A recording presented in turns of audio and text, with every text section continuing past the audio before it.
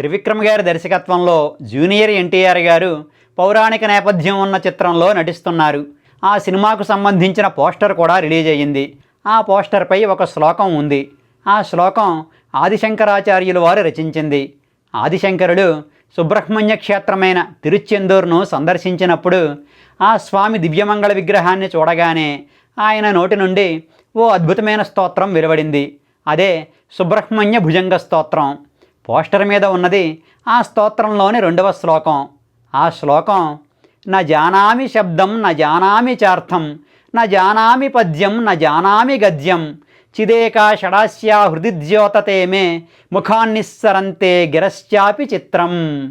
న జానామి శబ్దం. ఇక్కడ శబ్దం అంటే వ్యాకరణ శుద్ధమైన పదప్రయోగం. న జానామి అంటే నాకు తెలియదు అని అర్థం. అలా న జానామి శబ్దం అంటే నాకు వ్యాకరణ శుద్ధమైన పదప్రయోగం తెలియదు అని అర్థం వస్తుంది. న జానామిచి అర్థం అంటే ఆ శబ్దాలకు శాస్త్రపరమైన అర్థాలు కూడా తెలియవు, అంటే నాకు అర్థజ్ఞానం కూడా లేదు. న జానామి పద్యం అంటే ఛందోబద్ధంగా కవిత్వం చెప్పడం కూడా నాకు తెలియదు. న జానామి గద్యం అందంగా వచనం చెప్పడం కూడా నాకు తెలియదు. చిదేకా షడాస్య. చిత్ ఏకా షడాస్య. షడాస్య అంటే 6 ముఖాలు కలిగినదైన, ఏక ఒకే ఒక్కటైన, చిత్ చైతన్య స్వరూపము, మే నా యొక్క హృదయమునందు ద్యోతతే ప్రకాశిస్తోంది. ఆ కారణంగా ముఖాత్ నోటి నుండి గిరహచ అపి.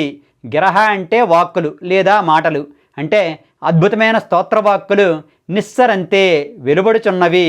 చిత్రం ఎంత ఆశ్చర్యమో.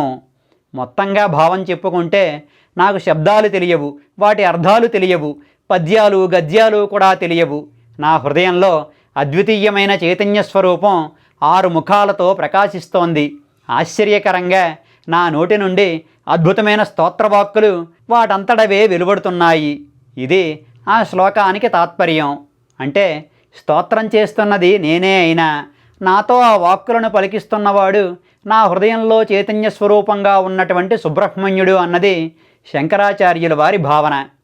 సుబ్రహ్మణ్యేశ్వరుని అనుగ్రహం ఉంటే అద్భుతమైన కవితాశక్తి లభిస్తుందని ఈ శ్లోకం ద్వారా ఆదిశంకరుడు మనకు ప్రబోధిస్తున్నారు. అయితే ఇక్కడ ఒక చిన్న విషయం.